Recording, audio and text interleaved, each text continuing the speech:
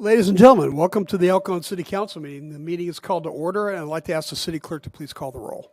Councilmember Mitchell is absent. All others are present. All right, thanks. Would you all please stand for the Pledge of Allegiance and then remain standing afterwards for a brief moment of silence? I pledge allegiance to the flag of the United States of America and to the republic for which it stands, one nation, under God, indivisible, with liberty and justice for all.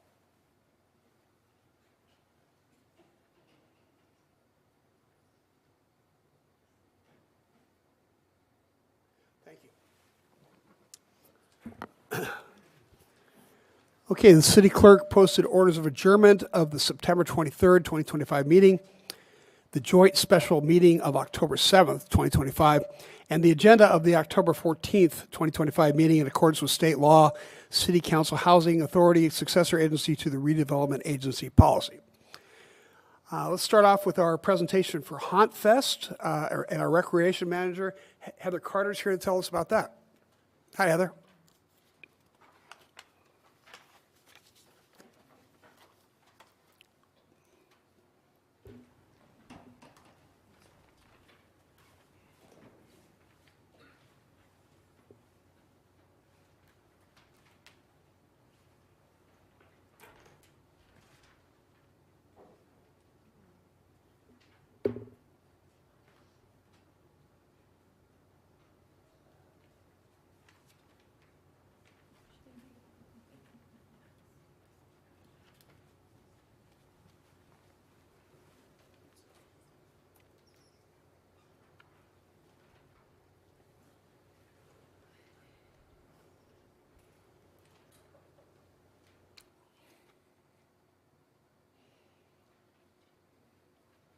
Oh, yeah.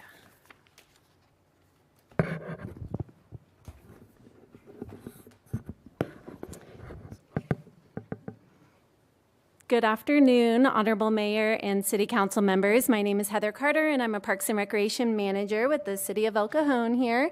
And I'm here to talk to you about Haunt Fest. So Haunt Fest, as you all know, is our annual Halloween event in downtown El Cajon. It's coming up in just a few days here, this Friday, from 4 to 9 p.m.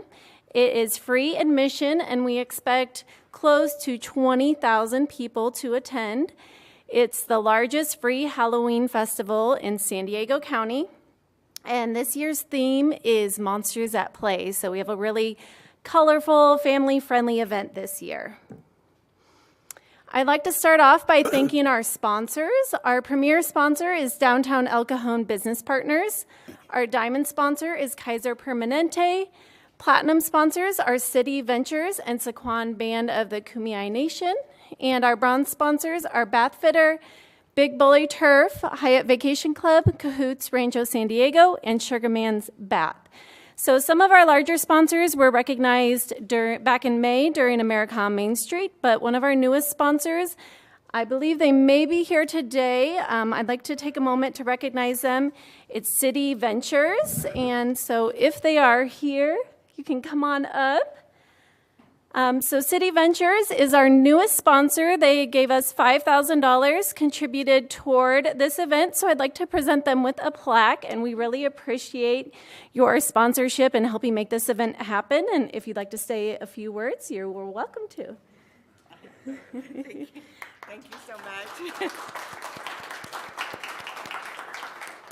We're just very pleased to be able to have El Cajon support in our building and continued building, hopefully, in El Cajon. Thank you. Thank you for sponsoring. Thank you. So some of our marketing for this event is we posted several times on Facebook and Instagram. We've been passing out postcards throughout the city. We just sent out an email today to all of our Parks and Recreation program participants. So that's thousands of people that have participated in our programs. You may have seen a billboard that went up on Main Street, and there's many street banners all throughout the city as well. We have some TV spots set for this Thursday, so look for us on KUSI and Fox 5 San Diego. We also worked with Arabic TV to put out a promotion in both Arabic and English, so we're really excited about that. They let us know they've gotten hundreds of shares on their channel. We also did a written interview with East County, California, and we worked with the school district on Peach Jar. We also were fortunate enough that the school district puts our promotion on all of the students' Chromebooks, so that's super exciting. And we were on the back cover of our Summer Guide to Recreation, which is mailed out to every single El Cajon resident. And finally, Downtown El Cajon Business Partners has a PR firm, which has been super helpful in helping us market our event as well. So if you haven't heard about Haunt Fest, I don't know where you've been. All right, some of the highlights of the event are, most of these are free. There are a couple things that do have a fee, but most of them are free. We have face painting, airbrush tattoos, trunk or treat, and a candy trail. And we do have a live DJ, rides, bounce houses, a rock wall. The Magnolia will be doing their haunted circus again this year. There are free tickets available for that online.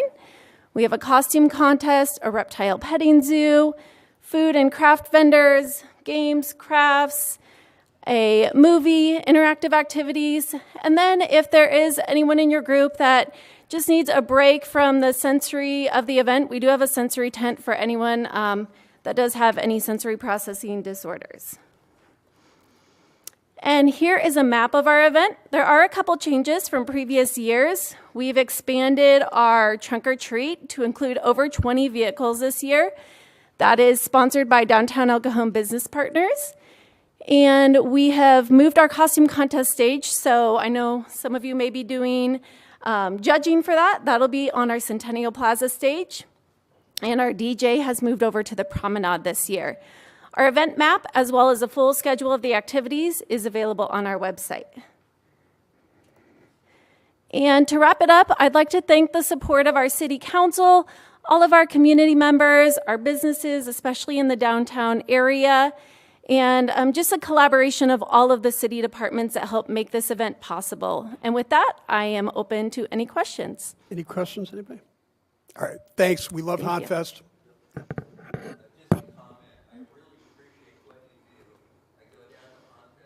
I see thousands of kids there with big smiles on their faces, and I see it as a way for El Cajon to give back to the residents, especially ones that can't afford to go to the fair or to Disneyland. Thank you. Thanks very much, and tell everybody who's working on it we appreciate all the hard work they're doing. All right, next we have a proclamation for National Community Planning Month. I'd like to invite our Community Development Director, Anthony Shute, to please come to the podium, and I'll read the proclamation. Noah, are you pinch hitting? Hello, Mayor. Noah Alvey, Deputy Director, here to accept. Thank you. Okay, great. Hi, Noah. Do you want to say anything before I? Sure. I mean, just to start off, thank you so much for taking the time to honor Community Planning Month. Really, it's the City Council that really leads the way for us in the Planning Division, setting the tone through the general plan as well as your vision and your land use policies. So thank you for that guidance. That's really what makes our job easy. We did invite our planning commissioners to attend today, so I wanted to honor our chair, Tony Sotile. If you could stand up, Tony. Thank you, Tony. We also have Commissioner Edison has joined us as well, Shannon Edison. And then our other planning commissioners, Darren Morose, Rebecca Pollock-Rood, and Paul Circo. I don't think any of them stuck in. No, I don't see any of them. Also, just wanted to acknowledge Planning Division staff, so if I could have them stand up, please. So we have Mike Leone, our senior planner. Spencer Hayes Flores, our associate planner. Maisa Bazzini. And then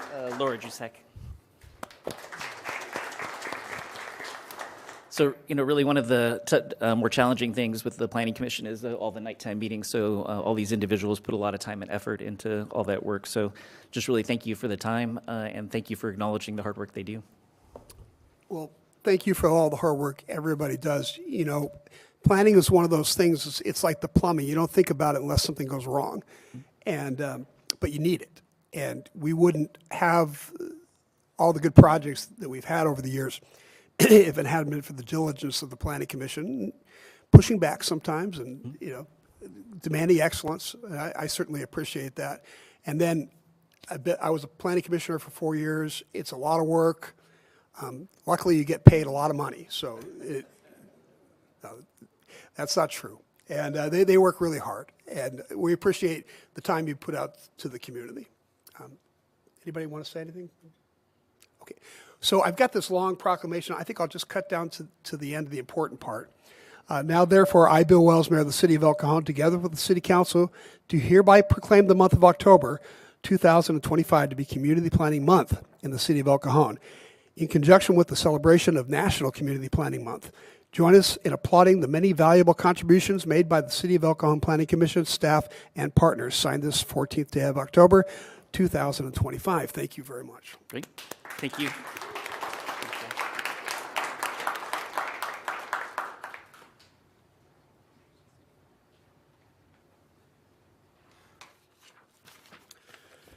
Okay, staff, do you have any agenda changes? No, sir. Council? All right. We're at consent items. Consent items are routine matters enacted by one motion according to the recommendation listed below. With the concurrence of the City Council, council member or person in attendance may request discussion of a consent item at this time. Council members, do you wish to pull any of the consent items? Okay, thank you. Staff? No, sir. Angela, do we have speaker cards for consent? We do, sir. We have one for item number 5 from Truth. Hello, Truth. Nice to see you in a different venue. Hi there. I always get to see I Bill. usually see Truth at least once a week at Sandag. So Yeah, so that seems accurate. Yeah, sorry it's been too long. I just want to speak on this because I wanted to speak first. So that's, no. The real reason is because once in a while I like to point out a city's investment. So nefarious companies invested in Amazon, Apple, AstraZeneca, BlackRock, Bristol-Myers Squibb, Hershey, Johnson & Johnson, Novartis, Pepsi, Procter & Gamble, and Walmart, to name a few of what I consider nefarious companies. That includes Hershey, one of the worst chocolates. That's an opinion. So when those securities mature, my ask would be cash out or invest elsewhere, because that could be a future investment policy change for more conscientious investing. Thank you. thank you. Interesting. Okay. I'd like to make a motion to approve the consent items. Second. Please vote.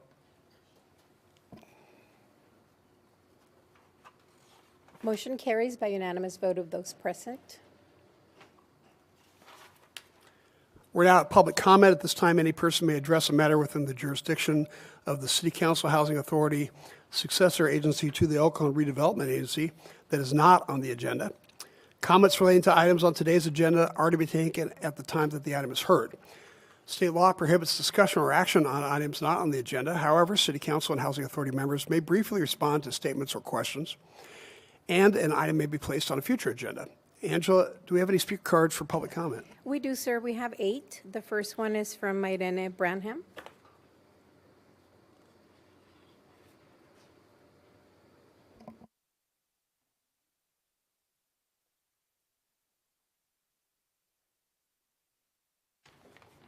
Hello? Thank you. Go ahead and start.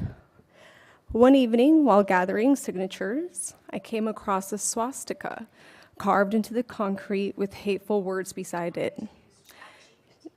Just 50 feet on that same sidewalk, I made a young African man who signed our petition. But reflecting on that, I thought about the story of the Good Samaritan in Luke and how Jesus taught us not to cross the road and look away from injustice, but to kneel beside the wounded and lift them up. So I thank you, Graham, for that man won't have to see those hateful words on his way home anymore. And that is what leadership should look like: compassion in action.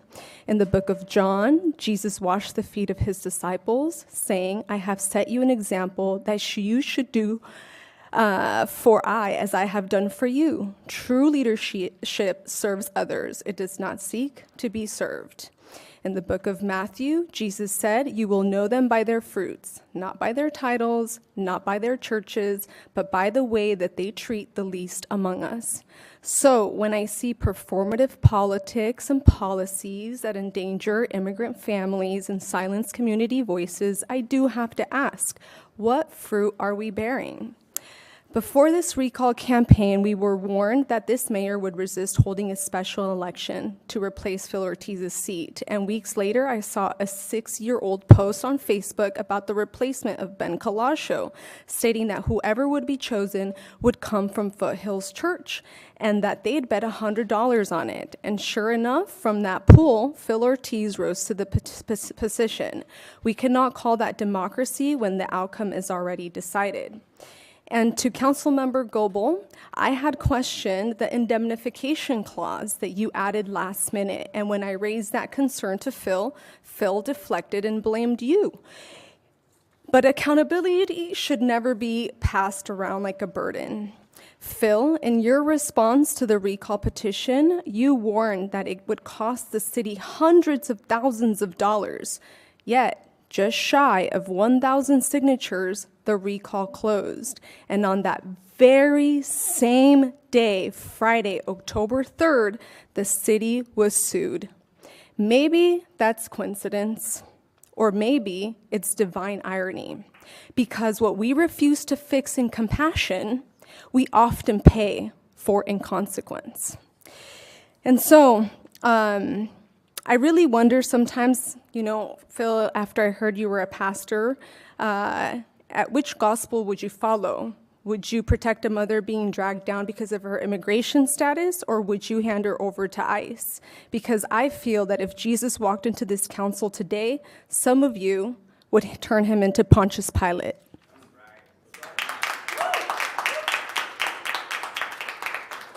Alexander Kraft.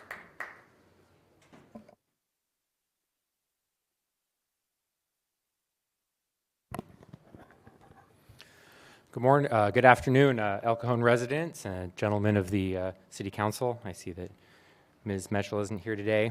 My name is Alexander Kraft. It'll be a pleasure to be sitting in your chair at come 2026 after I win the election for mayor. So, thanks for the smug smile, Bill. You've been looking really smug when we have brought up the criminal intent of the resolution directing the city police to collaborate with ICE. You've made a lot of statements, both to us and in the press, about how we're overreacting, making things up, hysterical about this. That we would be so foolish as to take your stated intent to break the law seriously. And I don't imagine you're feeling very smug now that the state attorney general has actually held you accountable for doing exactly that.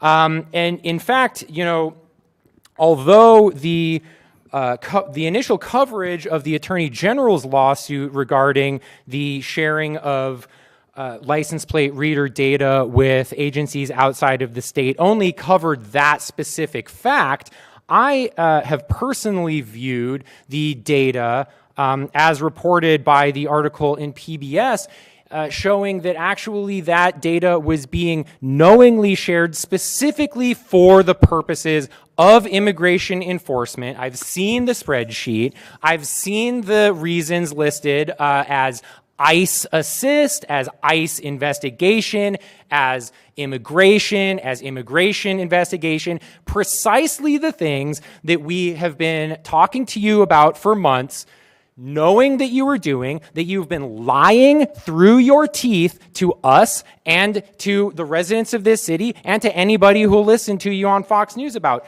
So here we are. Now you're going to waste our tax money. And by the way, I am a homeowner. I am from El Cajon. We are talking about my tax money that you're now flushing down the toilet because of your outright lawlessness and your smug lies. So thank you very much for proving us all right. And by the way, I'd like to point out that undoubtedly y'all are going to get up and say, oh, well, computers are very complicated and we just didn't understand how it was configured. We didn't mean to do this.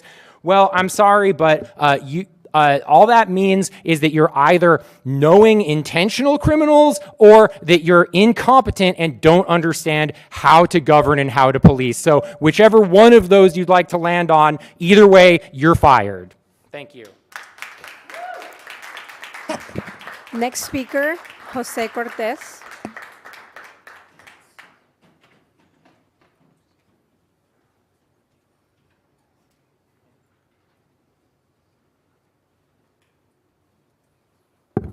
Hello, everybody, and everybody here in attendance. I wish I was here under better circumstances. For months and months on end, community members like myself, I was raised and have lived in El Cajon for 30 plus years. I plan on living here for another 30 more. We've been coming out and having to speak out against what has essentially been the most dangerous form of political theater that I've seen in our local politics just in my lifetime. The passing of a very dangerous resolution in a politically charged moment that doesn't actually assist the people of El Cajon in any meaningful way, a material way. It doesn't fix the broken water fountain in Kennedy Park. It doesn't reopen the bathrooms that are shuttered. It doesn't solve the homelessness crisis. It's literally just designed for one purpose and one purpose alone: to get those who are interested, those who want the political spectacle, the platform that it presents in front of the camera so they can seek their next position, their next election. And the fact that we've had to engage in recall campaigns against uphill odds, against odds that are basically insurmountable for working people who can't afford to take their families on a vacation, let alone go out and, pay the insurmountable fees to hire consultants, do the stuff that people in your positions maybe just take for granted, tied to these donors and these fundraisers. And they still went out 3 times a week, talking to thousands of people, knocking on doors in your neighborhood, Phil. And like I said, I was talking to people today, they knocked on hundreds of doors. No one spoke in your defense. So this mandate, the 14,000 voters that voted for Bill Wells in the last election in a city of 100,000, that doesn't exist. And the fact that even against all those odds, against the odds of a recall and its success in this really, really stacked system, dozens of people came out every week. They not only came out, they got inspired. They kept fighting. They found their heart and their soul in a city that has otherwise just ignored us for months. And for that reason, they found the strength to not just accept when the campaign was over, they're going to keep going. And they're going to run our own candidates. We're going to run people in 2026 and 2028 that actually do represent our needs and listen to us. It's really disgusting to see the just gaslighting on the news about how, we're only going after criminals, when the data speaks volumes, not anecdotal evidence. 70% of people apprehended have no violent criminal history or criminal history at all. Using your platform, using your positions to just do this kind of theater, to put yourselves in front of cameras at the expense of all of us. When, like I said, I can't even go with my friends and family to use water fountains in our parks. When there's potholes that are devastating my vehicle. When literally we're having all of these really solvable problems that we could be focusing on and using the platform that you were given by the voters, sometimes not, like Phil, who was appointed or ran unopposed. We should be using that platform for good. And the fact that you haven't means that you do not govern for us, and we're going to vote you out. So just be prepared. Be prepared. And I want to see you debate and not just be smug. Debate. Get up, put your money where your mouth is.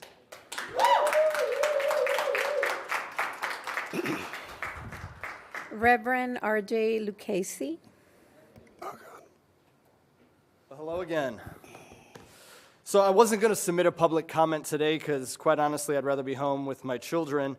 But I did read a statement by Phil Ortiz on our failure of the recall coming up short. And so I wanted to just address him directly, you Bill Wells, you Steve Goebel, and everyone here today.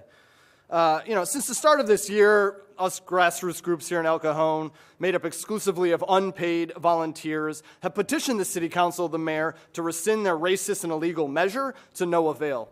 You know, we have appealed to your Christian in name only religious sensibilities, citing the clear demand on followers of Christ to welcome immigrants, which unsurprisingly has fallen on ears not meant to hear and eyes which refuse to see. All the while, you sit up here and inexplicably maintain El Cajon police are not working with ICE, despite you passing it from the community, and thus why it failed. I had to really say some words today. So these extremists you speak of freely volunteered thousands of hours away from their families, knocked thousands of doors, had thousands of conversations with the community of El Cajon in District 4, your district, Phil Ortiz. And by the way, you know, one of the things you said in your statement, you said that the recall failed because of all the good work you've done in the community over the last 7 years. Guess what? Hand to God, I must have knocked hundreds and hundreds of doors this summer. I didn't talk to one person who even knew who you were. They didn't even know who you were. But your good work is why we failed. That's right. So, you know, it's not surprising. Jose mentioned it. You were appointed by Wells your first time around. You ran unopposed the second time. So not surprising at all. You know, you don't represent anyone other than your fellow Christian nationalists up there.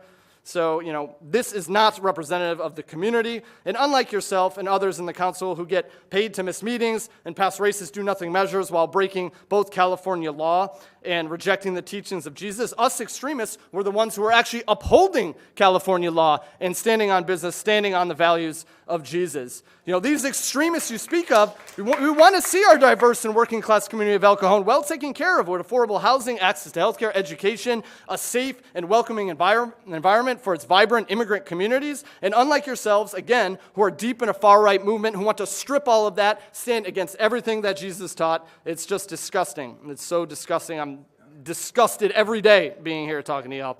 And we know this last part is true. We know this is true. We know your intentions have racist intentions. Why? Because again, you said it. You repeated the racist lie that El Cajon police working with ICE is to target criminals who are targeting El Cajon families. What a despicable, racist thing to say. Hey, Reverend, your time is up. Your time is up, Reverend. Your time is up, Reverend. Your time is up. Listen, you need to. We don't come here for you. This is what we're going to take a break. We'll come back in 10 minutes. Community, largely against your far-right extremist views. We come here to remind people who the real extremists are. You are the real extremists. It's you, Phil Ortiz. Yeah, thanks a lot. It's you too. God bless America. I was just taking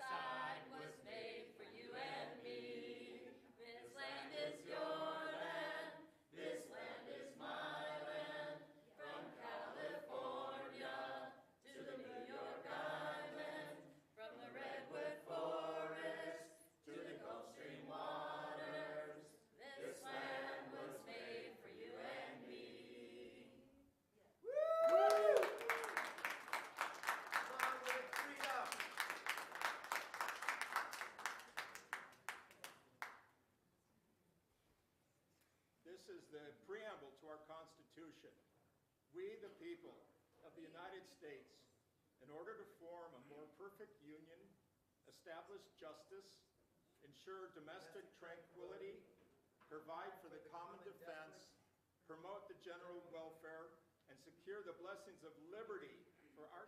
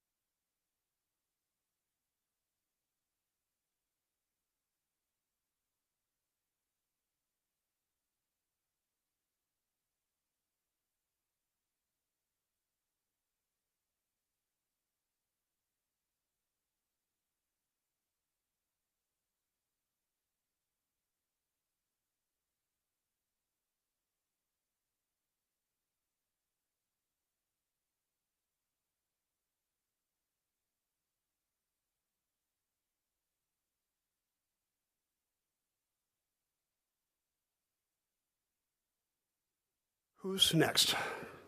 Next speaker, Steph Cajon.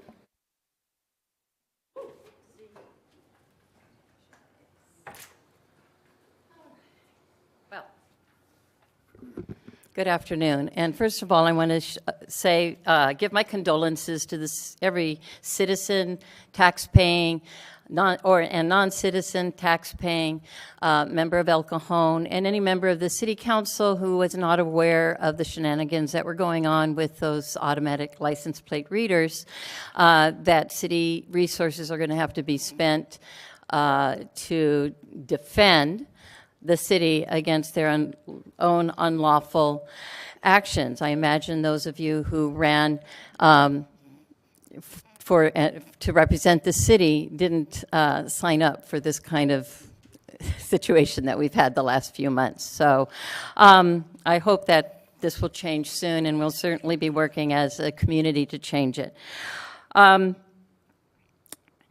It's such an irony, and it feels like hypocrisy to me that there's been so much talk about people following the rules in terms of immigration when the city council itself is not, and the city police themselves are not following California state law. And in the mayor's comments in response to the lawsuit, it seems pretty clear to me that he believes that he is above the law. And we're here to remind you that you are not above the law. And I'm curious because I know that during the whole question about the resolution regarding SB California State Bill 54, that the city took the time to send a letter to our state attorney general to seek clarification about the parameters of SB 54 in order to protect the city from any problem, or the police from any problems between federal and state laws. So I'm just curious whether the same was done in regard to implementation of California State Bill 34. We all know that the founders of this country were very concerned about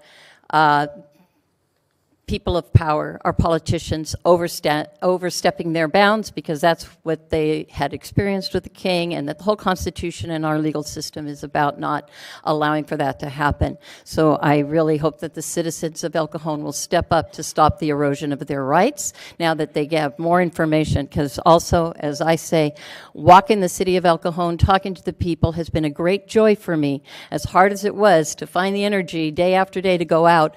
Working with the people I worked with, what a fine group of people. And the people I spoke to, very few knew anything about what was going on at the city council, and they were very concerned as they found out. So now they're going to know more, because it's going to be in the papers. But I'm sorry it has to happen this way. And just remind you that you are not above the law. Thank you. Just have a quick question for you. By any chance, did you read, I put it out there. It's about 2-sentence law. Have you read it? Yeah. Yes. What part of that says that we're breaking the law? No, it's okay. Very clear that we're not breaking the law. And well, that will be decided by the courts. Yeah, look, if a judge tells us that we're wrong, fine. Okay. But just because I'm not above the law, it also doesn't mean Rob Bonta's above the law. Okay. We have a nation of laws. We're not breaking any laws. I just want you to know that. Okay, that's what you're saying, but you've been charged with having broken the law? No, we haven't. We haven't. He hasn't even filed the lawsuit yet. I don't think he's going to.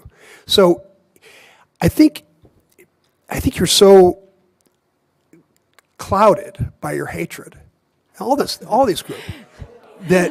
Am I a hateful person? Anybody who knows me, am I a hateful person? I okay. come here out of joy. I do not have any hate for you. I just want to tell you. You do not matter to me. What matters to me is the actions. But you matter to me as a human being. So I am not here out of hate. And anybody who knows me knows that I am not here out of hate. I'm just saying a little honesty would go a long way. So, all right, thank you. That's right. Right back at you. Next speaker is Truth.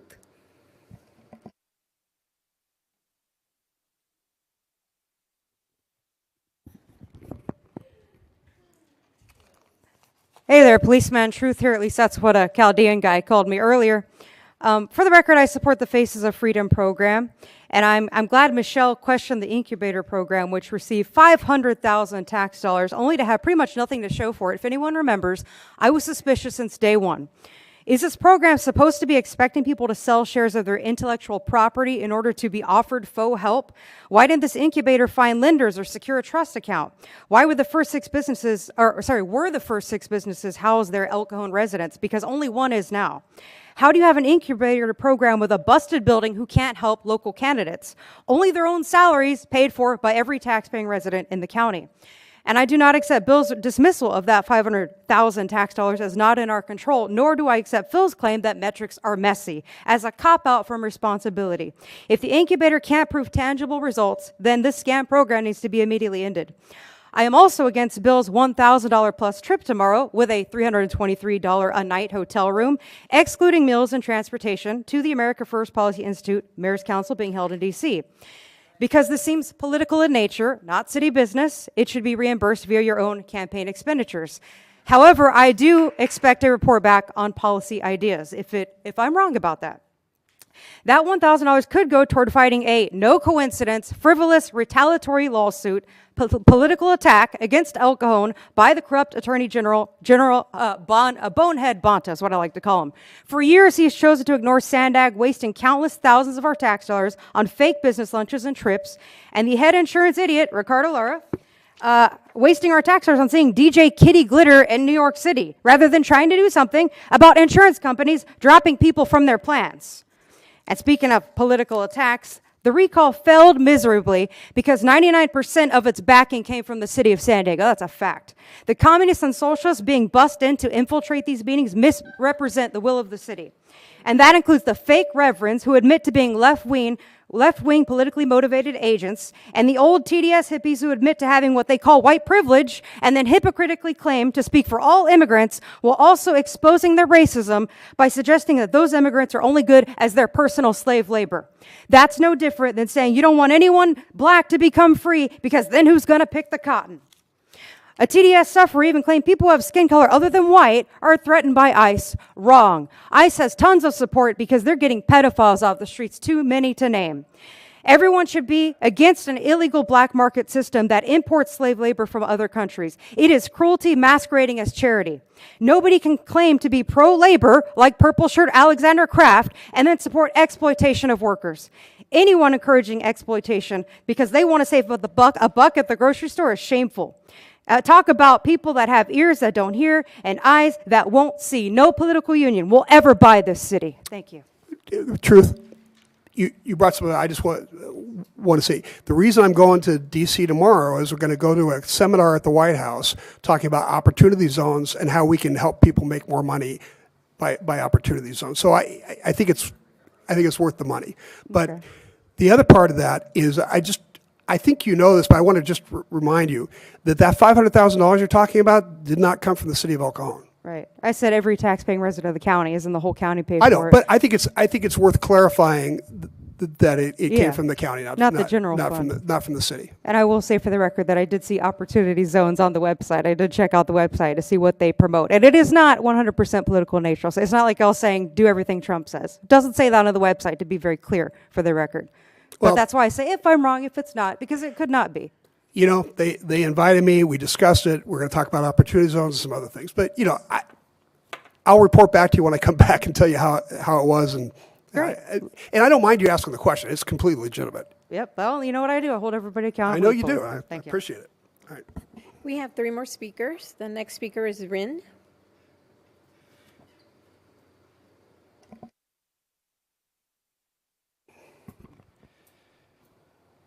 Good afternoon. My name is Rin Corbet. Thank you for hearing us. I'd like to start by reading something written by a young girl, someone we all know of, but have apparently forgotten. Terrible things are happening outside. Poor, helpless people are being dragged out of their homes. Families are torn apart. Men, women, and children are separated. Children come home from school to find that their parents have disappeared. This was a journal entry written January 13th, 1943 by Anne Frank. Anne Frank wrote this 82 years ago. She and her family were taken from their attic hiding place and sent to concentration camps in Poland and eventually gassed. Young Anne died of typhus. Why? Because they were Jews. They were different. They were called the other.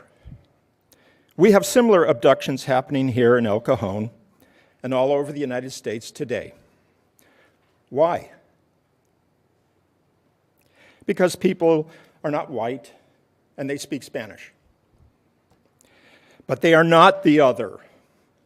They are our families, our neighbors, people we work and play with. They have committed no crime. They are not taking our health care. They are not depleting our resources. They are adding to our community, working hard with and for us. Many volunteer with our military and serve with distinction. In return, we treat them like animals, tearing them away from home, school, work, church, and all without due process. Sending them away. What a shame. What a crime. What a horrible stain on our national soul. And unless we stop it now, the corrupt regime will be emboldened to send our own military, not just ICE, into our cities, and they won't be looking only for immigrants. Thank you.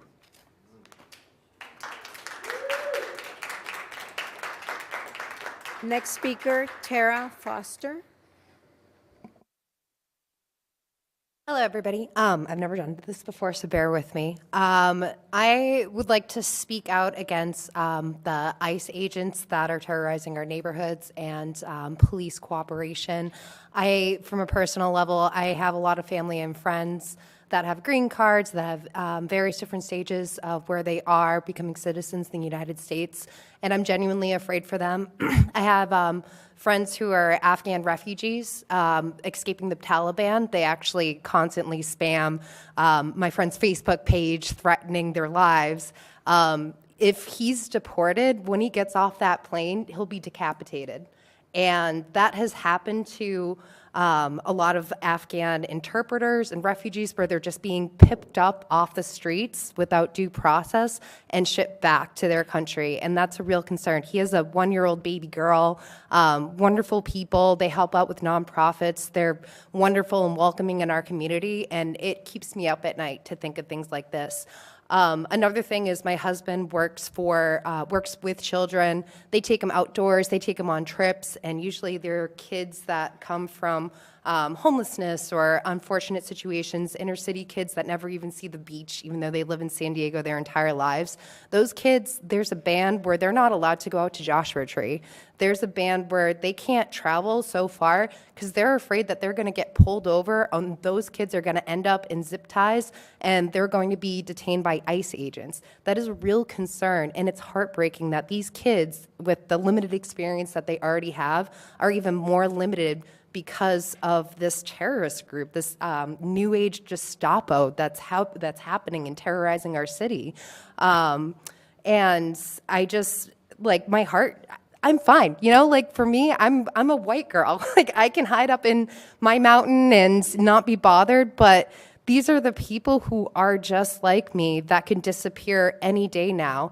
A friend of a friend, her father is missing, detained by an ICE agent, has been gone for a month. He's their family's sole providers. We actually gave them money in order for them to pay for their electricity. So I'm not coming at you with hostility or aggression. Like, I understand all sides of the spectrum, and like, Appreciate that. And I do. And you know, I went to a great protest, and the El Cajon police officers were super collaborative with our event organizer. They wanted everybody to be safe, so thank you for keeping us safe. I just think at the end of the day, like, it's so much authority that ICE has and being able to hide themselves.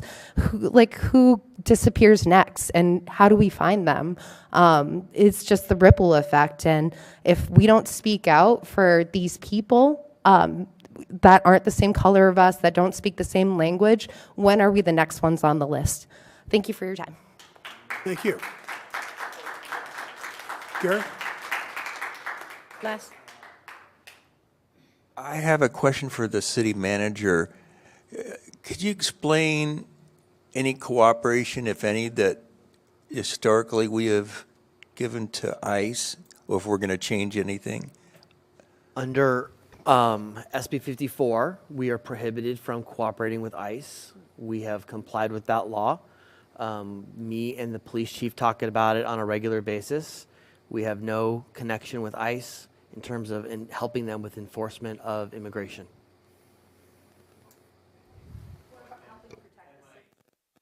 Almost weekly reminder, I didn't vote for the resolution, and neither did Michelle Mitchell. Our last speaker is Brenda Hammond.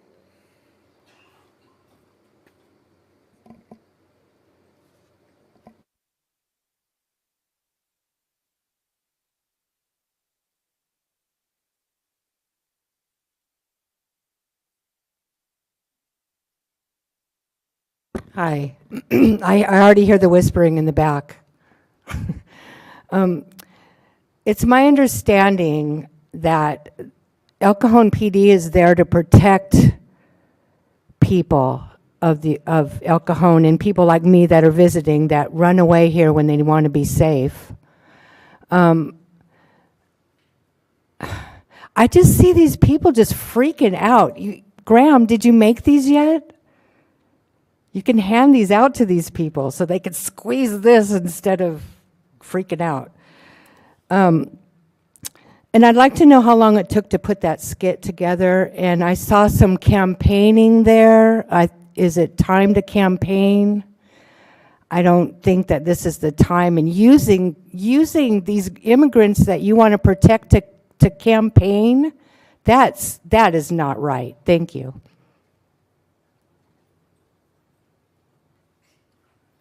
Okay, well, thank you very much. Yeah, please. Okay. Regarding the lawsuit, we have not been served. The court has rejected the Attorney General's lawsuit twice for errors, which seems ironic to me that the Attorney General of the state of California has a lawsuit rejected for errors. We have not been served. I predict we won't be, and here's why. The state of California gives driver's licenses, including to illegal immigrants. If that illegal immigrant drives to Arizona and gets stopped by the Arizona State Patrol, that officer will run that ID number.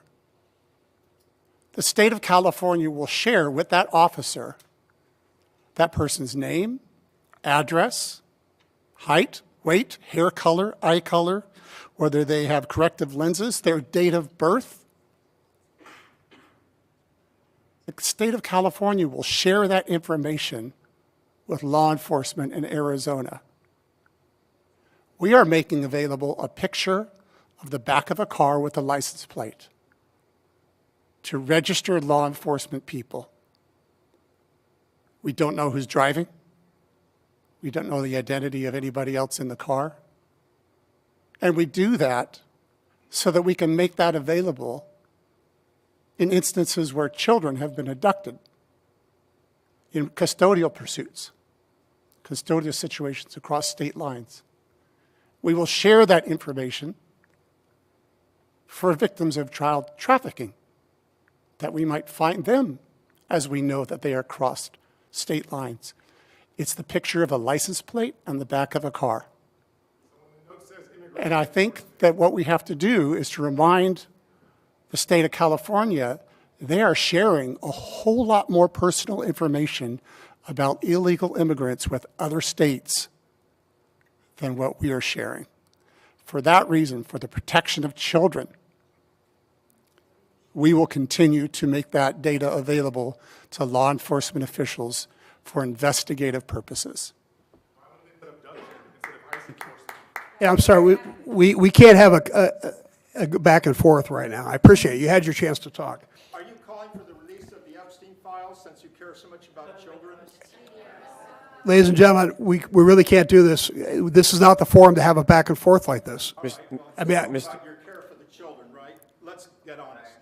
Mr. Mayor, yeah, I had the same question based off of the KPBS article about the 537 instances where that term was the immigration term. And I had that question for my city manager. Can you clarify, because it sounds like from the article, we shared license plate information 537 times about immigration. And can you just give some context to what that number means? Certainly. I'll have the police chief answer that specifically because he can get granular with the council if you want. But while he's coming down, I just want to comment that it's a shame that the best reporting that San Diego County gets is from reporters like Gustavo Solis. With his misrepresentation, after talking with the chief and was given context and background, purposely chose not to include that or was just lazy, has created this frenzy. And I think there was a time when KPBS was a trusted news source in this county, and it's hard for me to say that it is today. So with that, Chief, maybe you want to explain why there would be immigration showing up in a search. Yeah, so it's an entire network that was searched. So out of the thousands of networks across the nation, El Cajon is included in that network. So when an agency searches for a specific plate, which they need to search for a plate within the network. So they have an information on a license plate or a vehicle identifier, maybe a make and a model. They search nationwide, and El Cajon was included in those searches. There's absolutely zero indication that El Cajon was specifically targeted or anywhere in California was targeted for that information. so when you say search, the entire nation is searched at the same time. That's correct. So it's not just that El Cajon had a search. It's every jurisdiction within the country had the same search go through their system. That's correct. Every single jurisdiction that has the Flock automated license plate reader cameras was searched in every one of these instances that was referenced in the article. As long as we're clarifying things, is there any truth to the idea that people are coming from out of states to have abortions in California? Or we're assisting those states in trying to apprehend those people? That's what the Attorney General has suggested. Is that true? Well, we have no information of that. We would have no way to take any action on that one way or the other. So we're here to respond to crime and prevent crime in the city of El Cajon. That's our primary function. I assume the same thing would be his assertion that we are stopping people from coming in for transgender care. Yeah, again, we would have absolutely no information on that. But never had an instance where we stopped somebody from having an abortion or stopped somebody from having transgender care? No, we have not. I didn't think so. So, I mean, Chief or Graham, so the search went out 537 times last year, and there were hundreds of thousands of results in that search, and El Cajon data was included in that search. Is that right, or am I off? No.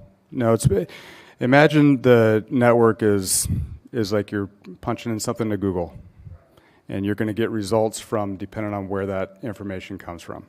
So they put a license plate into the automated license plate reader system. They're searching for it for a specific reason, and then they're going to get the information on where that license plate was. If the agencies, depending on how long different agencies keep it, El Cajon, we keep our information for 30 days if it's not involved in a criminal investigation, which is actually one of the shorter terms around. We did that as an option. We delete it after 30 days. We delete it after 30 days. Yeah, we delete it all after 30 days. So the system wholly is searched. It's not a targeted search. Okay, got it. Okay. Which is actually the benefit of the system, because if the more vast the system, when you're trying to quickly identify where somebody might be involved in criminal behavior, you want more cameras in more places to be able to quickly identify where that vehicle might be. Right. Okay, thank you. More questions? As long as we're just clarifying, this law, my understanding is this law started in 2015. SB 34? Yeah. That's Yes. correct. Yeah, SB 34 was adopted in 2015. So we've had the law for 10 years. We've been using it lawfully. At some point, the Attorney General decided that this was not the way he wanted it done. Is that the right? Am I saying that correctly? That's correct. So were you ordered by a court or a judge to change the law or to stop utilizing the law you've been using for 10 years? Did you ever get that court order? No, we have not. What did you get? We got a letter from the Attorney General with his suggestion that we stop sharing out of state. An advisory. An advisory letter. All right. So I just want to make that clear, because there's a lot of things that get confabulated when you're telling the story, and this is what the truth of the story is. All right. Thanks. You know, I'm sorry, you guys had your chance to talk, nobody interrupted you, so your time is done here. And Mr. Mayor, if residents are concerned, the chief and I are willing to meet with anyone that wants to understand the system. We'd love to help provide clarity where the newspaper article in KPBS didn't provide clarity, and so we were open for that. I agree. I think that's a great idea. If you want clarification from Graham, just talk to our clerk before you leave, and we'll work that out. Probably, rather than have 20 individual meetings, it'd probably be better to have one meeting where you met with people. All right, any more questions for the chief? Thanks, Chief. Thank you. Okay. Any more statements or anything? Well, we're going to move on then. Okay, we have no written communications on today's agenda. We have one public hearing on today's agenda. Item 11 is the amendment to the 5-year program of projects for Sandag, and staff will tell us about this.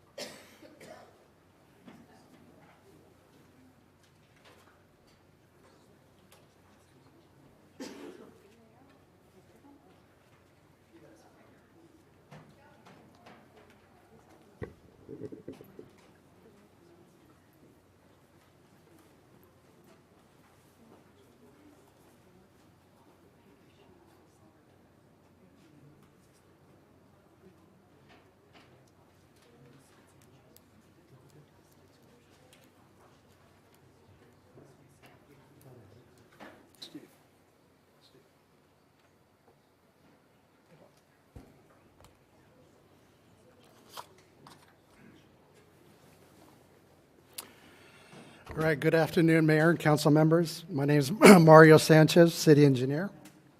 Hi, Mario. Good afternoon. This item is talking about the 2025 Sandag RTIP amendment, and it's our amendment to the existing 2025 program.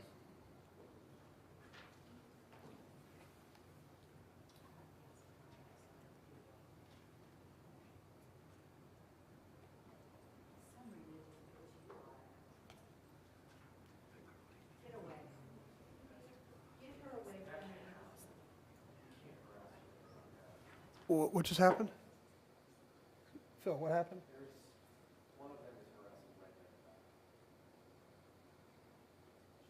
Should be good, yeah. Okay. The San Diego County Transportation Improvement Program, also known as RTIP, is a voter-approved 1/2 cent sales tax that was adopted by voters in 2008. The intent of the Sandag Transnet program is to relieve traffic congestion countywide, and the city receives approximately $3.5 million annually to fund our transportation-related CIP projects. Sandag board policy requires all local cities to hold a public meeting prior to any changes to the plan. Sandag requires that any negative fund balances be removed in the current 5-year program of projects. The reason for the negative balance, as I'll show in the following slides, is to correct or true up Sandag's estimated revenue projection figures. And the proposed reduction in Transnet does not impact any appropriations in the current fiscal year budget.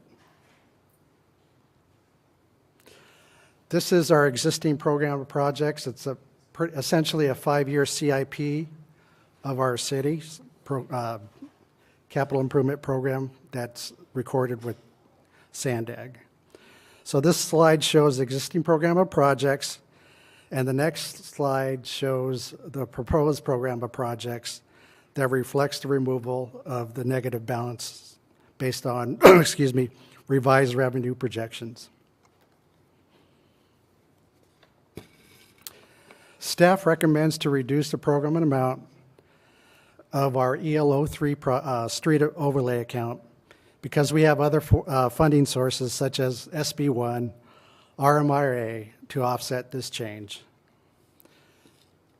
So we're removing negative carryover balance and some about roughly $389,000 of our program.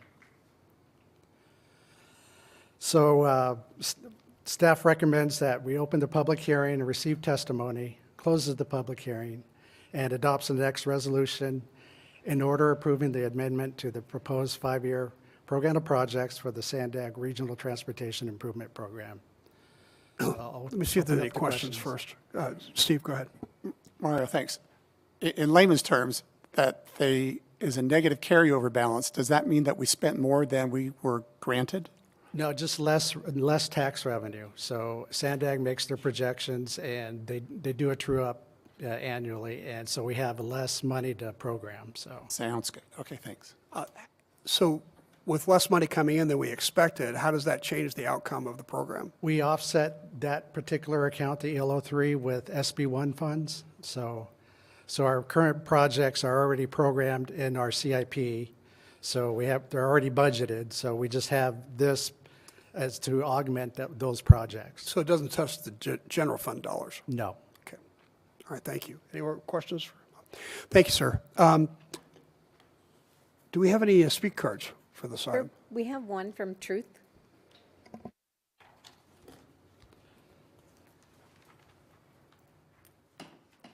Hi, Truth.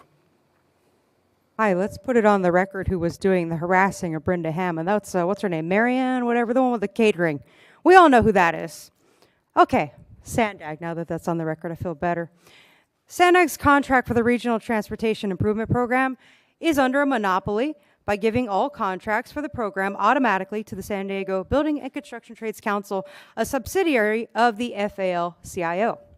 In 2021, despite several illegal conflicts of interest via board members approving a contract with an organization that either belonged to or were funded by, this monopoly contract was unjustly signed by the trade's CEO, Carol Kim, and former Sandag Soviet dictator, Hassani Krata. Carol Kim, who is also the CEO of an alleged slum complex in National City that funnels money to the most corrupt Democratic candidates, sent out an email blast to all union minions entitled Call to Action Sandag Project Labor Agreement Vote that said, quote, at the Sandag board meeting July 23rd, this vote will authorize a project labor agreement for all of the work covered by the Regional Transportation Plan, upwards of $160 billion over the next 30 years. We need 50 to 60 members to call into the meeting. I can also find someone to read it on your behalf. Talking points and messaging. Women and Black, Indigenous people of color would be really helpful. Here are some talking points, and she lists a whole bunch. During the meeting, I'll be available by text. Carol Kim, San Diego Building and Construction Trades Council, end quote. They faked that they represented us regular people because it was all about the money. The Regional Transportation Improvement Program inherently makes all of these political unions rich while overspending our tax dollars on projects that really do nothing beneficial for the many congestion and safety issues on roads, sidewalks, and on transit. This has become a political program, as admitted on the State of California Employment Training Panel website, quote, Gretchen Newsom has implemented efforts to turn San Diego red to blue at city and county levels and change leadership and direction at key regional agencies such as Sandag and MTS, end quote. Adding fiber optic cable to eventually control computer cars and adding spy cameras to track the computer cars are definitely not the type of projects worth benefiting political unions via this program. Do roundabouts qualify as equipment to improve traffic flow and safety? If you're going to use the transit tax dollars to build those ugly roundabouts, I'm against it. And if the program's contract means the building and construction trades can use the overinflated profits to keep funneling our tax dollars to their union minion candidates, maybe Alexander Kraft, I don't know. I'm against the city's participation. If no to any of those, my last minute idea, the intersection at 2nd Street and Main could use some beautification paint for pedestrian safety. And then you have a bunch of kind of like the hawk signals, but they're just on. And I would never cross. That seems like a death wish. You don't have any paint to signify to people they should stop. And less money, I heard, is that another failed Sandag prediction? They use CoStar. CoStar has a monopoly contract on the data that Sandag uses. Maybe that's the problem. Thank you for listening to 3 minutes of information.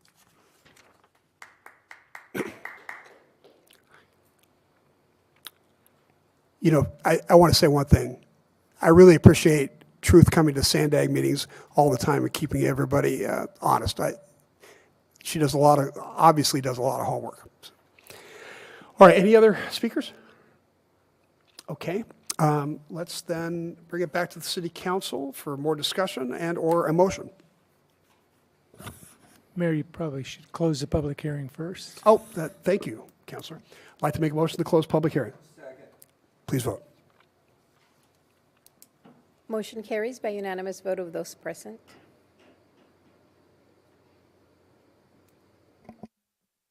Okay, any discussion, or would somebody like to make a motion? Move adoption. Second. Please vote. Motion carries by unanimous vote of those present. All right. We have 2 administrative reports on today's agenda. Item 12 is a request for an all-way stop sign on Narenka Avenue and Grape Street. Staff will tell us about this. Hi, Mario. Okay, good afternoon again, Mayor and council members. Mario Sanchez, City Engineer. This request is for an all-way stop at the intersection of Narenka and Grape Street. Just to give some background, this was requested at the September 23rd council meeting regarding the traffic calming policy and the need to install traffic calming measures with the possible installation of an all-way stop at this particular intersection at Narenka and Grape.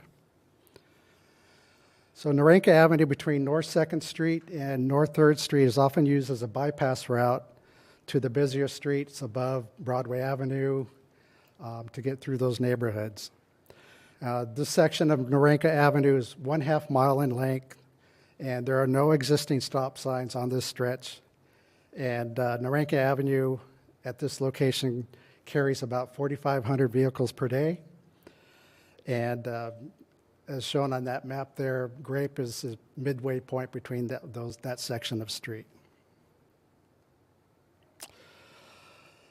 Again, there's an intersection, a photograph of Grape looking westbound towards North 2nd Street. So this is a two-way stop sign controlled intersection with existing stop signs on Grape Avenue, or Grape Street, with no stop signs on Naranka. And the posted speed limit, or the residential speed limit, is 25 miles per hour. And I'll just go through these slides to give you some context of the location. Viewing left, viewing right, viewing south at the intersection, and viewing right from the north north leg of the intersection. So engineering staff conducted an always stop study, and the data that was collected revealed that the 85th percentile on Naranka Avenue is 31 miles an hour. And we did an accident history for the past 5 years, and there have been 4 accidents that occurred at this location. 2 of them broadsides, one side swipe, and one involving pedestrian. And we also measured the corner sight distance and determined that the minimum sight distance required for a particular street, residential street, is 275 feet. And when vehicles park close to the intersection, that sight distance is severely restricted. So as you know, staff uses the California Manual on Uniform Traffic Control Devices and uses a point system developed by the City of San Diego back in the 80s. So a minimum of 30 points out of 50 is required to warrant the installation of an always stop. And the warrants that we take a look at is accident history, special conditions such as limited sight distance, and traffic and pedestrian volumes. So the data that we collected, we scored 24 points out of 30. And since this location is on a walking route to an elementary school at approximately 1/4 of a mile away on Broadway, and it's and the less than ideal sight distance, staff is recommending for the installation of a 4-way stop.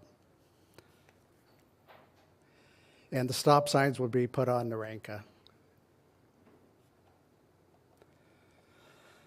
So staffers recommended for council to adopt a resolution approving the installation of a permanent always stop signs on Naranka at the intersection of Grape Street. And that concludes my presentation. I'm happy to answer any questions. Thank you. Mario, questions for Mario? Steve? Even if you enforce, I think it's called the daylighting law, that cars can't park within 20, 22 feet of a corner or something like that, even if if that was enforced strictly at this intersection, would the line of sight still not be enough? Probably not enough because, as you know, there's driveways and so forth that people can't see traffic as they come down the street. So even if you put red curb, it's not going to help.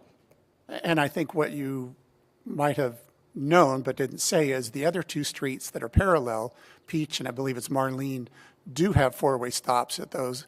That would leave Naranka as the logical choice to skip Peach and Marlene because it does not currently have that restriction. So making them consistent makes sense. Thank you. Anybody else? Mara, thank you very much. Do you have any speaker cards for this item? No speaker card, sir. All right, then it's back to council. I'll move we adopt the resolution approving the installation of a always stop sign at Naranka and Grape. Second. Please vote. Motion carries by unanimous vote of those present.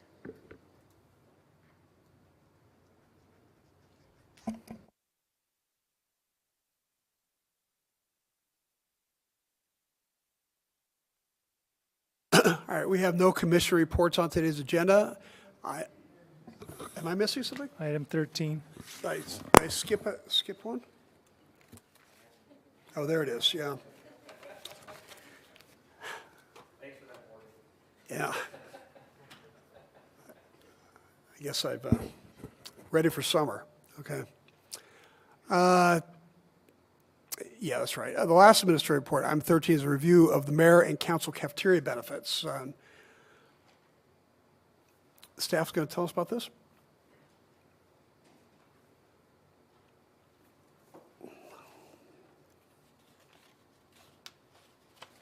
Hello, Mr. Mayor and members of the City Council. I am Megan Blake, Human Resources Manager.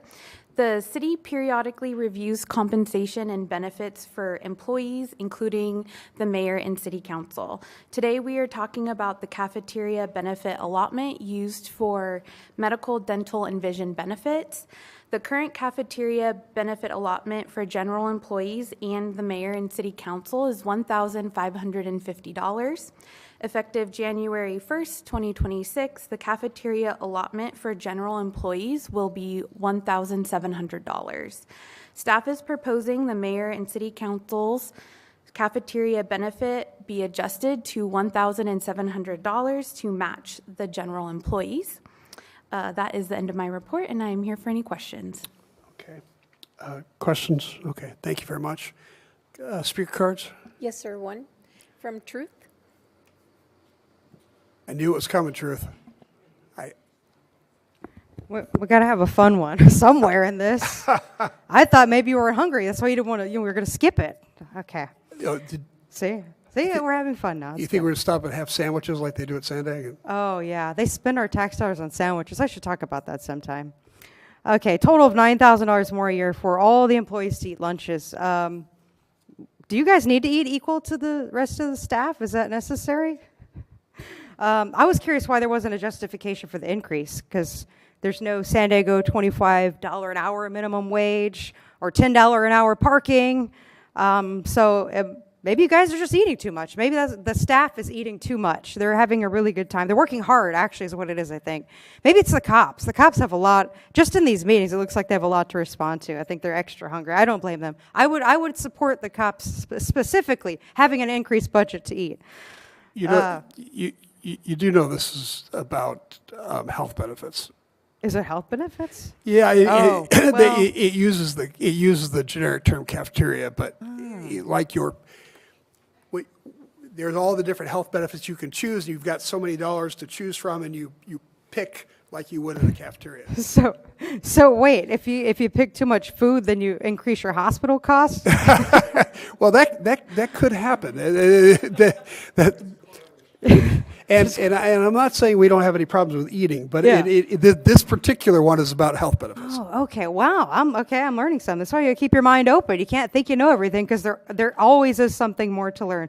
Well, it's okay though, because no matter if it's food or if it's healthcare, any cost, travel, we can actually blame Biden inflation. That's the main cause of the increased spending.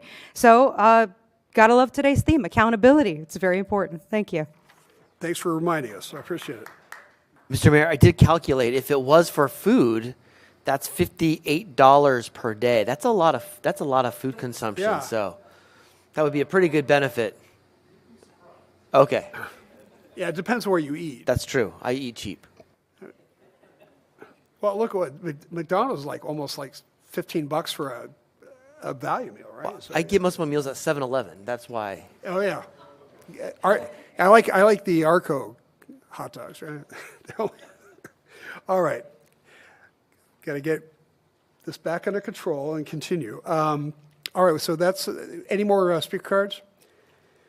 All right, I don't think we need a motion to close public hearing, so it's back with us. Well, despite your best efforts to skip this agenda item and Yeah. prove your fiscal conservatism, Yeah.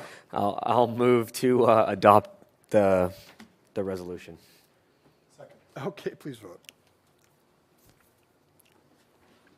Motion carries by unanimous vote of those present.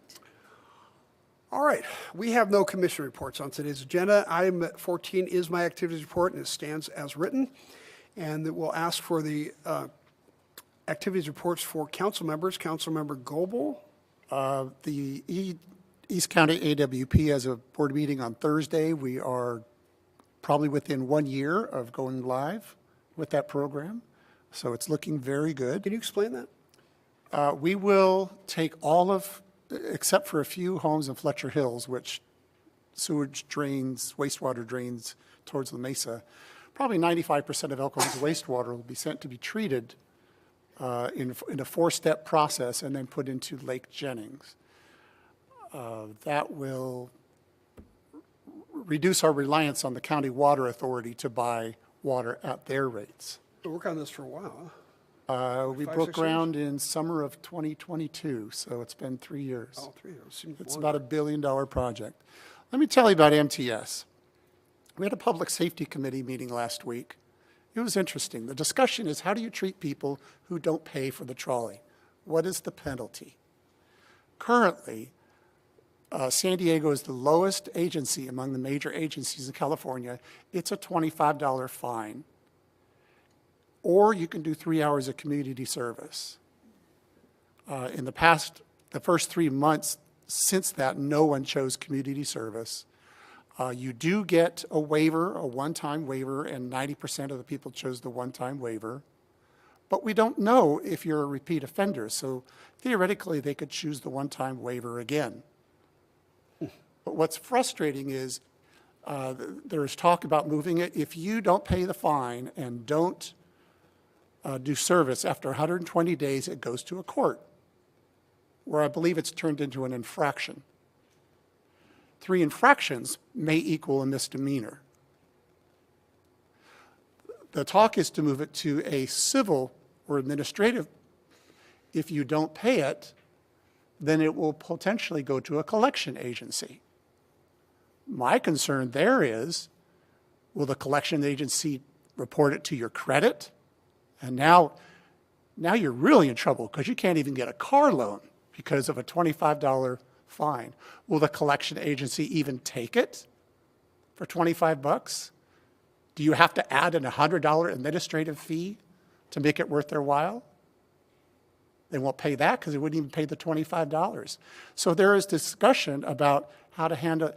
I said, well, we have these homeless courts where if you have 8 citations for illegal camping, you can go to homeless court and have them all taken care of in one instance.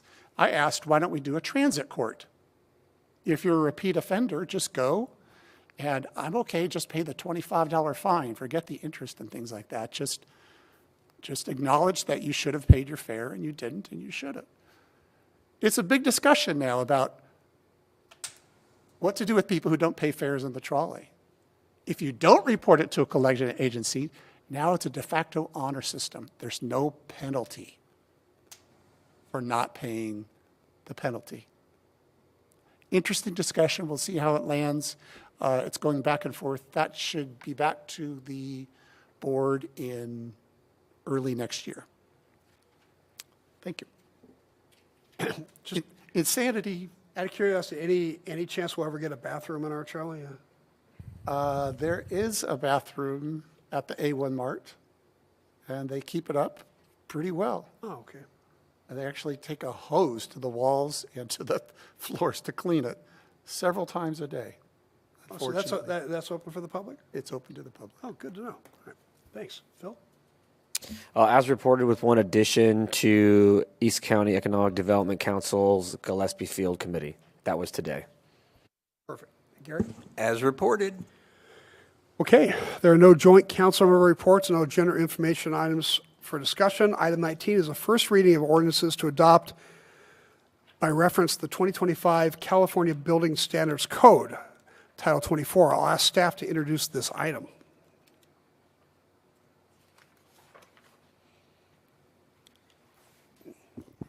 Hello, Mayor. Noah Alvey, Deputy Director for the Community Development Department. This is the every 3-year update to the California Building Code. So we are asking the City Council to move forward with the first ordinance reading this afternoon. The report does indicate we have 3 local amendments. Those local amendments are the same amendments that we did 3 years ago. That's for the purpose of making sure that we can expire permits that have been in plan check for a long time, and also that we can recover or that we can issue refunds for plan check. So that concludes my report. We're just asking you to introduce the ordinance at this time, and then the public hearing will be at the next council meeting. Okay. So I've got here that I'm supposed to ask for speaker cards and for discussion and voting. Is that what you want me to do? Right, the public hearing, and when we adopt codes by reference, we have the public hearing second at the second reading. So for today's purposes, you would seek comments from the public, and then at that point, direct the reading of each of the ordinances by the city clerk. I mean, in total, each of the ordinances by the city clerk. Okay. So thank you. Now, Thank you. are there any speaker cards on this item? No speaker cards, sir. Okay. Then it comes back to the council.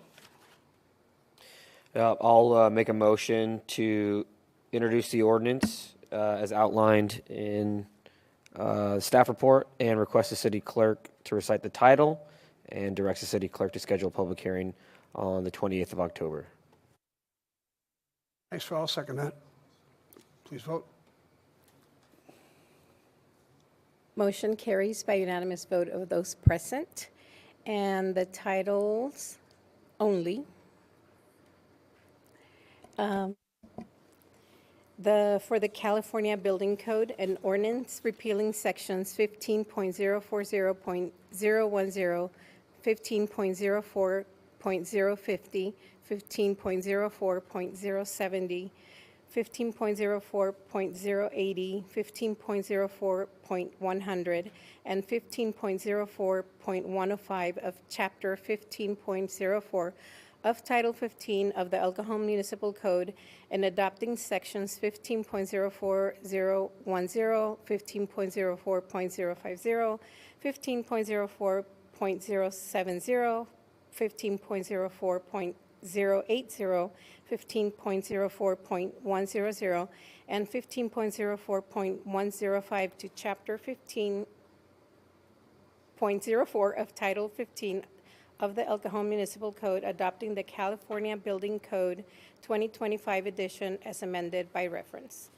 For the California Electrical Code, an ordinance repealing section 15.20.010 of Chapter 15.20 of Title 15 of the El Cajon Municipal Code, adopting the California Electrical Code 2025 edition as amended by reference, and adding a new section 15.20.010 of Chapter 15.20 of Title 15 of the El Cajon Municipal Code.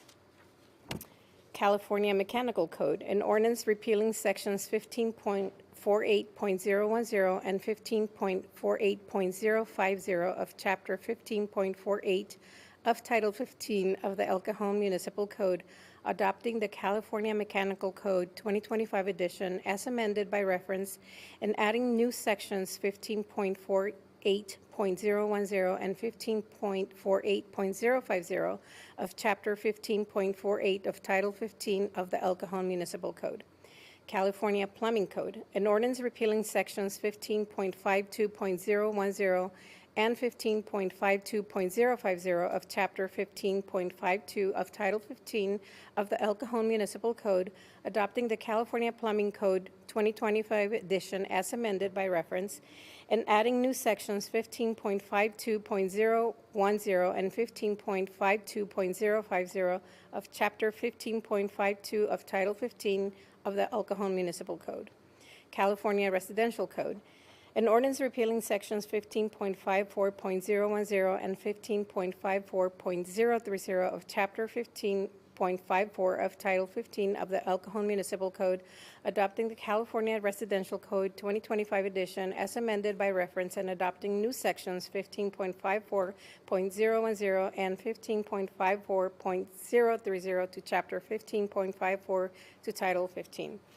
California Fire Code, an ordinance repealing sections 15.56.010 and 15.56.050 of Chapter 15.56 of Title 15 of the El Cajon Municipal Code, adopting the California Fire Code 2025 edition as amended by reference, and adding new sections 15.56.010 and 15.56.050 of Chapter 15.56 of Title 15 of the El Cajon Municipal Code. California Green Building Standards Code, an ordinance repealing section 15.60.010 of Chapter 15.60, of Title 15 of the El Cajon Municipal Code and adopting the California Green Building Standards 2025 edition as amended by reference, and adding a new section 15.60.010 of Chapter 15.60 of Title 15 of the El Cajon Municipal Code. 4 more. California Historical Building Code, an ordinance repealing Section 15.88.010 of Chapter 15.88 of Title 15 of the El Cajon Municipal Code, adopting the California Historical Building Code 2025 edition as amended by reference, and adding a new Section 15.88.010 of Chapter 15.88 of Title 15 of the El Cajon Municipal Code. California Existing Building Code, an ordinance repealing Section 15.84.010 of Chapter 15.84 of Title 15 of the El Cajon Municipal Code, adopting the California Existing Building Code 2025 edition as amended by reference, and add a new Section 15.84.010 of Chapter 15.84 of Title 15 of the El Cajon Municipal Code. California Wildland Urban Interface Code, an ordinance of the City Council of the City of El Cajon adding a new Chapter 15.57 to the El Cajon Municipal Code, adopting the California Wildland Urban Interface Code 2025 edition by reference.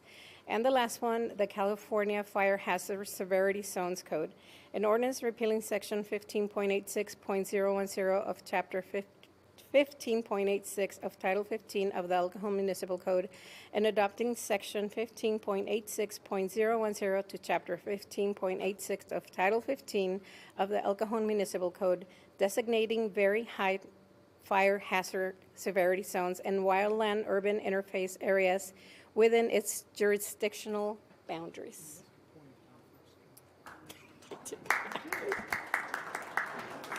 Well done. All right, you sure you're done? Mayor, Okay. she missed a point on the very first one, but we'll let it slide. Oh, well, I think she Sure. should have to do it all over again. Yeah. All right, there are no second readings and adoption of ordinances on today's agenda. We have 4 closed session items on today's agenda, and our city attorney will recite the title and lead us into the closed session. Thank you, Mayor. The City Council's meeting in closed session on conference with legal counsel on existing litigation pursuant to paragraph 1 of subdivision D of Government Code Section 54956.9, the people of the state of California versus City of El Cajon, case number 25CU053437C. The second one is a closed session for conference with legal counsel on existing litigation pursuant to paragraph 1 of subdivision D of Government Code Section 54956.9. The name of the case is Donnelly versus et al. Versus City of El Cajon et al. It's Superior Court case number 25CU049465C. The third one is a closed session for conference with legal counsel on existing litigation pursuant to paragraph 1 of subdivision D of Government Code Section 54956.9. The case name is Yukina Mendoza versus City of El Cajon. It's a workers' comp claim number 240100383. And finally, there's a closed session on public employment pursuant to Government Code Section 54957B1. The title of the position is City Attorney. Thank you, Morgan. All right, ladies and gentlemen, we're going to go to closed session, and then we'll be right back, but I need to ask for a vote on this. Make a motion to adjourn the closed session? Second. Oh, we don't do public comment for closed session. Public comment on, oh, actually, hold on. Oh. Morgan, should we do public comment for this? Yeah, you may ask if there's anybody. Is there anybody who wants to make a public comment? No speaker card. Okay, so then I'll make a motion to adjourn the closed session. Second. Please vote. Motion carries by unanimous vote of those present. Ladies and gentlemen, we'll be back pretty quickly.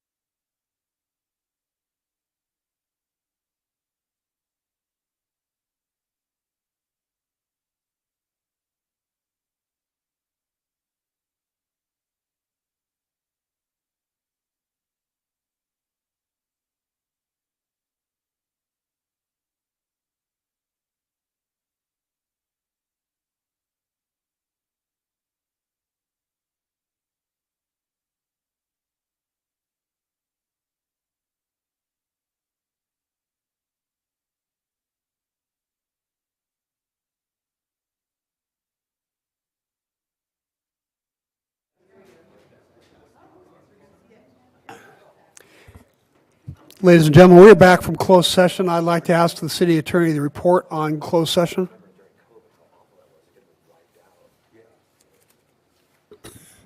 Thank you, Mayor.